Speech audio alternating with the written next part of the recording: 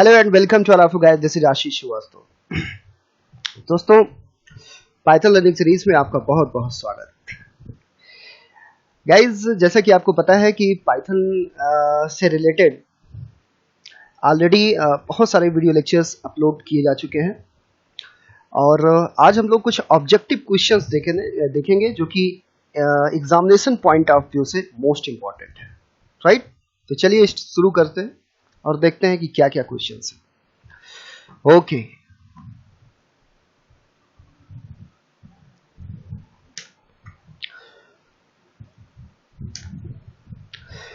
सबसे पहला first question, what is the maximum possible length of N identifier, right? So Python में identifier के लिए जो मैक्सिमम पॉसिबल लेंथ है वो कितनी होती है, राइट?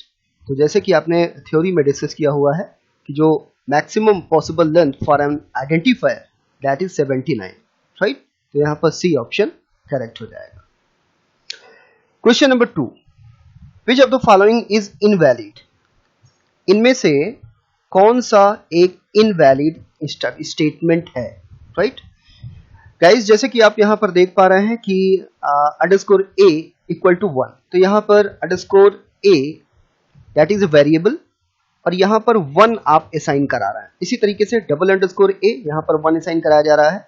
इसी तरीके से डबल अंडरस्कोर str फिर डबल अंडरस्कोर 1। तो गाइज, वेरिएबल डिक्लेरेशन का जो रूल है, अगर आपने अच्छे से उसको स्टडी किया हुआ है तो आपको पता होगा कि यहां पर हम अंडरस्कोर या फिर डबल अंडरस्कोर ये यूज कर सकते हैं, राइट? अच्छा, यहां पर तो इस रूल के हिसाब से, इस रूल के अकॉर्डिंग ये तीनों स्टेटमेंट सही हो जाएंगे, राइट? तीनों स्टेटमेंट करेक्ट हो जाएंगे। चलिए मैं आपको प्रैक्टिकल भी दिखा देता हूं, राइट? तो ये मैंने एडिटर ओपन कर लिया हुआ है और यहां पर मैं देखिए क्वेश्चन को भी दिखाता रहूंगा आपको, ताकि आपको पता चले कि ये कैसे हो रहा है। यहां पर मैंने लिखा अंडरस्कोर e, ठीक है, इक्वल टू 1 और यहां पर मैं प्रिंट करा रहा हूं, प्रिंट फिर अंडरस्कोर e। तो यदि ये वेरिएबल डिक्लेरेशन सही होगा तो मुझे रिजल्ट मिल जाएगा। तो यह 5 कराते हैं तो यस, आउटपुट मुझे मिल पा रहा है। इसका मतलब ये हो गया कि ये जो डिक्लेरेशन है ये करेक्ट है, राइट? इसी तरीके से और भी यहां पर डिक्लेरेशन है डबल अंडरस्कोर, तो यहां पर मैं डबल अंडरस्कोर कर रहा हूं, तो मैंने डबल अंडरस्कोर कर दिया और यहां पर भी प्रिंट करा देते हैं डबल अंडरस्कोर और F5 कराते हैं। तो ये देखिए आउटपुट मुझे मिल पा रहा है। इसी तरीके से आप डबल अंडरस्कोर str कराएंगे और एग्जीक्यूट कराएंगे तो आउटपुट आपको यहां पर मिलेगा। मतलब ये तीनों स्टेटमेंट यहां पर करेक्ट है, तीनों स्टेटमेंट करेक्ट है और तो यहां पर नन ऑफ द मेंशन्ड हो जाएगा, क्योंकि इनवैलिड पूछा गया है तो नन ऑफ द मेंशन्ड हो जाएगा। इसी तरीके से next question, which of the following is an invalid variable? इनमें से कौन सा एक इनवैलिड वेरिएबल है? तो गाइज, वेरिएबल डिक्लेरेशन रूल आपने अच्छे से स्टडी किया हुआ है, तो वहां पर आप देखते हैं कि वेरिएबल डिक्लेरेशन में जो वेरिएबल नेम होता है वहां पर नेम में फर्स्ट जो नेम होता है, फर्स्ट जो कैरेक्टर होता है वो नंबर नहीं हो सकता, वो कोई नंबर नहीं हो सकता, फर्स्ट कैरेक्टर, ठीक है? तो यहां पर आप देख रहे हैं फर्स्ट में फर्स्ट जो ए ऑप्शन है यहां पर कोई नंबर नहीं है, सी ऑप्शन है यहां पर कोई नंबर नहीं, डी ऑप्शन यहां पर अंडरस्कोर है, ये भी पॉसिबल है, ठीक है? लेकिन यहां पर सेकंड ऑप्शन में आप देख रहे हैं 1 लिखा हुआ है, तो यहां पर 1 ये रॉन्ग हो जाएगा, मतलब आंसर नंबर बी यहां पर करेक्ट हो जाएगा। इनवैलिड पूछा गया है तो यहां पर सेकंड ऑप्शन करेक्ट हो जाएगा। आगे बढ़ते हैं। देखिए एक्सप्लेनेशन भी हमने यहां पर दिखाया हुआ है कि variable names should not start with A number, variable name number से स्टार्ट नहीं हो सकते। Next question, which of the following is not a keyword? इनमें से कौन सा एक कीवर्ड नहीं है, ठीक है? इनमें विच of the following is not a keyword, ठीक है? अच्छा, इनमें से कौन सा एक कीवर्ड नहीं है, राइट? तो गाइज, जैसे कि आप यहां पर देख पा रहे हैं कि इवैल, एसर्ट, नॉन लोकल, पास, राइट? तो यहां पर ऑप्शन नंबर ए को अगर आप देखें, eval can be used as a variable, ठीक है? इवैल को आप वेरिएबल के रूप में यूज कर सकते हैं। क्यों? क्योंकि इवैल कोई कीवर्ड नहीं है। और रेस्ट ऑफ द ऑप्शंस जो आप यहाँ पर देख पा रहे हैं ये कोई पर्टिकुलर कीवर्ड्स हैं जो कि प्रोग्रामिंग में यूज किए जाते हैं। अगला question, question number 5, all keywords in Python are, जो कीवर्ड पाइथन में जो कीवर्ड्स हैं वो लिखे जा सकते हैं लोअर केस में। तो यस, लोअर केस में होते हैं लेकिन ऑल नहीं होते हैं। कुछ कीवर्ड्स अपर केस में भी होते हैं, राइट। तो यहां पर lower case and upper case दोनों सही हो जाएगा, ठीक है। अच्छा, कैपिटलाइज तो यस होते हैं, means none of the above, ठीक है। All keywords in Python are in, ठीक है। तो जो भी कीवर्ड्स होते हैं तो कुछ कीवर्ड्स लोअर केस में भी होते हैं, कुछ अपर केस में भी होते हैं, ठीक है। कैपिटलाइज होते हैं, ठीक है, नन ऑफ द मेंशन। फिर यहां पर आप देख रहे हैं कि डी ऑप्शन, मतलब कि सिर्फ एक ही यहां पर करेक्ट नहीं होगा कि सिर्फ लोअर ही आपने कह दिया, सिर्फ अपर ही आपने कह दिया, क्योंकि आप एक्सप्लेनेशन में देखिए यहां पर कुछ कीवर्ड्स ऐसे हैं, जैसे आप यहां पर ट्रू देख रहे हैं, फॉल्स देख रहे हैं, नन देख रहे हैं, are capitalise while others are in lower case. तो ये सब जो यहाँ पर ये जो कीवर्ड्स हैं ये कैपिटल लेटर में है, और जो रेस्ट ऑफ द कीवर्ड्स है वो लोअर केस में होता है। तो एक ऑप्शन यहाँ पर सही नहीं होगा, तो यहाँ पर none of the mentioned correct हो जाएगा। आगे बढ़ते हैं, which of the following is an invalid statement, इनमें से कौन सा एक इनवैलिड स्टेटमेंट है, राइट। इनमें से कौन सा एक इनवैलिड स्टेटमेंट है। चलिए तो जैसे कि यहाँ पर आप देख पा रहे हैं, चलिए इसको हम प्रैक्टिकल भी मैं दिखा देता हूँ। जैसे मान लीजिए कि मैंने यहाँ पर लिखा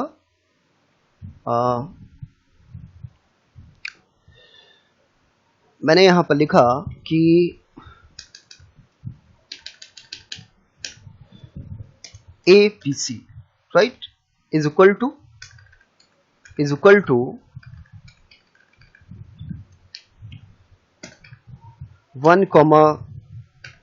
3 फिर कॉमा 4, 5, 6, राइट। चलिए ए कराते हैं, प्रिंट कराते हैं यहां से ABC। तो क्या मुझे आउटपुट मिल पाएगा? तो यस, मुझे आउटपुट मिल पा रहा है, राइट। कुछ इस तरीके से।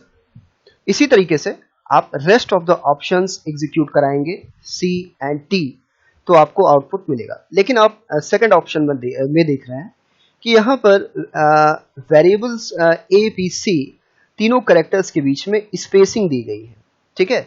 स्पेसिंग जैसे कि आपको पता है कि स्पेसिंग वेरिएबल डिक्लेरेशन में स्पेसिंग अलाउ नहीं है, मतलब जो वेरिएबल नेम आप डिक्लेयर करते हैं, राइट, तो वहां पर स्पेसिंग अलाउ नहीं है। आप इस तरीके से कॉमा लगा सकते हैं, आप इस तरीके से अंडरस्कोर लगा सकते हैं, राइट। लेकिन आप स्पेसिंग वहां पर कैरेक्टर्स जो हैं उनके बीच में स्पेसिंग आप नहीं रख सकते।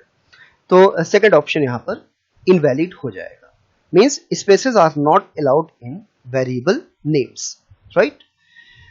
आगे बढ़ते हैं, question number 7, which of the following can not be a variable, इनमें से कौन सा एक वेरिएबल के फॉर्म में यूज, वेरिएबल नेम के रूप में यूज नहीं किया जा सकता, राइट।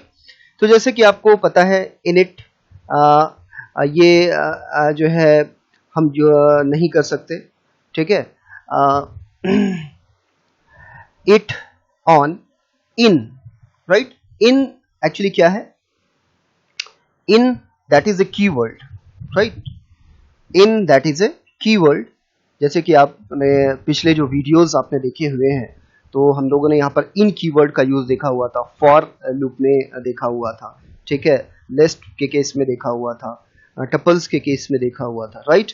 तो इन कीवर्ड है, और कीवर्ड को हम, कीवर्ड नेम को कभी हम वेरिएबल के रूप में डिक्लेयर नहीं कर सकते। तो यहाँ पर सेकंड ऑप्शन ये करेक्ट हो जाएगा, मतलब इन इज ए कीवर्ड, और कीवर्ड को हम लोग वेरिएबल के रूप में डिक्लेयर नहीं कर सकते, right.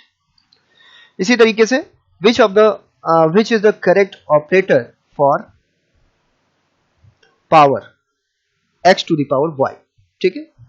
Which is the correct operator for power x to the y, x to the power y, x to the power y के लिए यहाँ पर आप करेक्ट स्टेटमेंट क्या हो जाएगा, पहला या दूसरा या तीसरा। तो जैसे कि गाइस आपने प्रोग्रामिंग में ये चीजें देखा हुआ है, ठीक है। तो जैसे कि मैं आपको दिखा भी देता हूं, जैसे मान लीजिए कि यहां पर आप पावर कैलकुलेट करना चाह रहे हैं, ठीक है। जैसे मान लीजिए कि आप यहां पर 2 to the power 3 कैलकुलेट करना चाह रहे हैं, 2, ठीक है, फिर पावर 3, राइट। डबल स्टार आप लिखते हैं एंड आफ्टर दैट पावर लिखते हैं, वैल्यू ऑफ द पावर। तो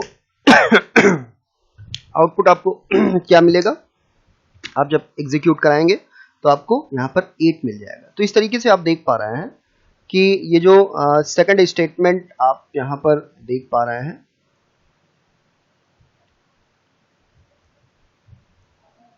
राइट। ओके ओके, तो गाइस यहां पर जो सेकंड स्टेटमेंट आप देख रहे हैं जहां पर डबल स्टार लगाया हुआ है, तो ये यहां पर करेक्ट हो जाएगा। नेक्स्ट क्वेश्चन देखते हैं, which one of these is floor division. Floor division के लिए आपको पता ही है, फ्लोर डिवीजन के लिए आप डबल फॉरवर्ड स्लैश आगे यूज करते हैं, this is most common question, right. इसी तरीके से what is the order of presidency in Python. Presidency order क्या होता है पाइथन में, राइट। तो प्रेसिडेंसी ऑर्डर जो पाइथन में होता है, जैसे कि हम लोग बॉडमॉस रूल देखते हैं, ठीक है, प्रेसिडेंसी के लिए, उसी तरीके से यहाँ पर पाइथन के केस में आपको PEMDAS याद रखना है, right. PEMDAS means parenthesis, exponential, फिर multiplication, division and addition, division, addition and subtraction, right. PEMDAS. So this is the order, or regarding to the question, A option means first option यहाँ पर correct हो जाएगा, right? तो guys ये कुछ important objective question थे जो कि एग्जामिनेशन ओ लेवल, जो कि आगामी एग्जाम होना है अभी ओ लेवल के रिगार्डिंग, तो उस रेफरेंस में ये सब क्वेश्चन इंपॉर्टेंट क्वेश्चंस है जहां से क्वेश्चन बन सकते हैं और जो कि पूछे जा सकते हैं, राइट। तो इसी तरीके से मैं इंपॉर्टेंट क्वेश्चंस आपको प्रोवाइड कराता रहूंगा, right. Okay, thank you and thanks for watching.